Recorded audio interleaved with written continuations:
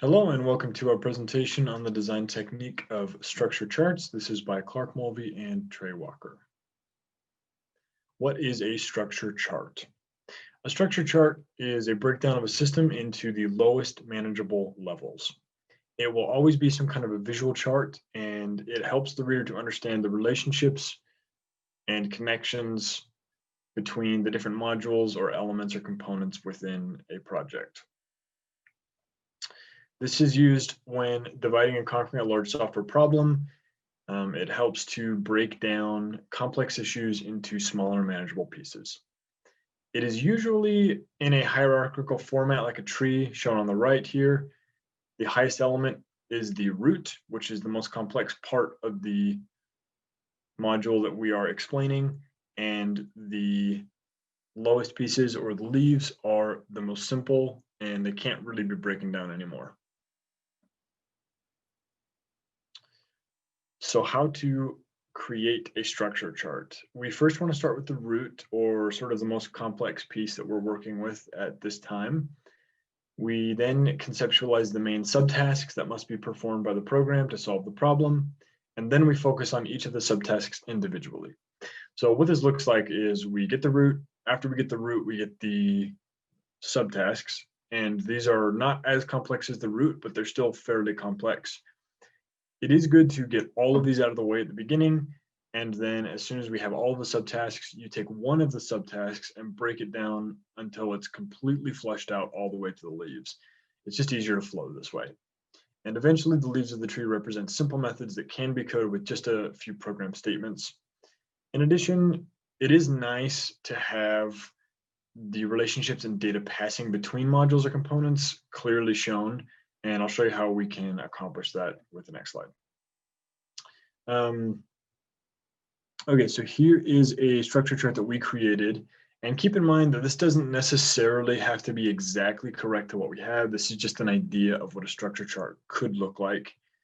We chose the function of presenting the names, and the sub components of that were randomly displaying a name, and then the swipe left and the swipe right. So when we randomly display a name, we want to first load a name. And in order to do that, we have to access the master list. And then we have a Boolean, check if the name is in the liked list. And then we have check filters given by the user. So basically this will create a, or it will grab a random name from the list. It'll then pass it all the way up to the presenting names where it will be shown to the user. And then as you can see, the baby name is passed through all these different modules. And then eventually the user can either swipe left or right. And if they swipe left, we see that the flow goes down to deleting the given name from a master list. If they swipe right, then two things happen. We add the name to the liked list and we delete the given name from the master list so that it doesn't pop up again. And then if the name is liked, we then compare it with a linked user account. And then if there's a match between that linked account with that name, there's a pop-up, and that sends a Boolean back to compare with linked user account. After the pop-up is shown to the user, they have two options, either to view all matched names between the linked accounts or to return to the screen that presents new names. So as you can see, the higher level, the root, is fairly complex, presenting names. There's not a lot of detail. It's kind of ambiguous. And as you get down to the leaves, they are extremely specific and they usually have a specific function tied to them that the programmer could just write a function to accomplish that specific module or component. And as you see, we do have the variables that are being passed. We also have arrows that show the flow of data. This is fairly simple. There are a lot of really complex structure charts that have, different types of lines, dotted lines, slash lines, different colored lines, and all kinds of different data input. We chose a little bit of a simpler style because we figured it fit our project better. Structure charts can be incredible tools. One of the biggest benefits is that it helps break down the program into manageable chunks. Recursively breaking down problems into their basic components allows the overall program to be understood by anyone involved. They also are a great roadmap that can be used as a sort of master plan, which can be referred to often and easily helps track progress. Also, because of the high-level language used to describe components, they can be effective tools which allow designers to communicate amongst each other and with clients. Structure charts can also be helpful to know when each function is completed. Since it is known what information will flow into and out of each step, creating tests for each component is simple, allowing each piece to be slowly built up from its underlying components. By the time the root node is tested, a programmer can be confident that each of the necessary branches or subtrees is running properly. A difficulty with structure charts is the need for constant upkeep. As the program is created, it is almost guaranteed that some parts of the given plan will need to be modified. The structure charts need to be updated as well so that newcomers to the project can be brought up to speed and communication between programmers is as easy as possible.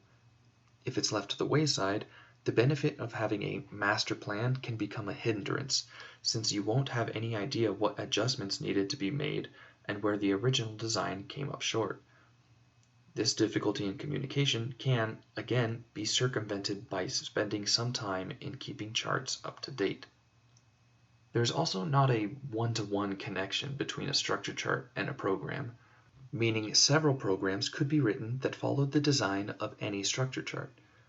Certain pieces of the program will be different simply based on the person that is meant to write the code for that part of the project. These charts are not meant to say exactly what code will go into the project, but rather give an idea of what the code will do. There is also a minor drawback in that they can become very large and complex, often with structure charts for real-world applications that are many levels deep and contain hundreds or thousands of methods. This is just a given with any large project, and the sheer size of the needed structure charts could be daunting to manage over time. Overall, structure charts can be incredibly useful in many situations. The ability to effectively break down complicated processes means you'd be hard-pressed to find a time where it wouldn't be helpful. It's most effective when a program should be designed from the top down, and can be implemented from the top up, meaning each of the lowest level processes will need to be implemented before moving on to the next level up. Working this way, these charts are most effective when created early in the design process. An important note to keep in mind, though, is to keep the information contained somewhat high level, keeping its use as a roadmap and not simply writing down code outside of the actual project files. And once it has been used to describe a project, it's most effective if it's consistently revisited, both to update it to match current designs and to have something to refer to when implementing the design. These updates will also ensure that unit tests derived from the structure chart will be properly implemented as well. Thank you for watching, and we hope this helps you with your designs.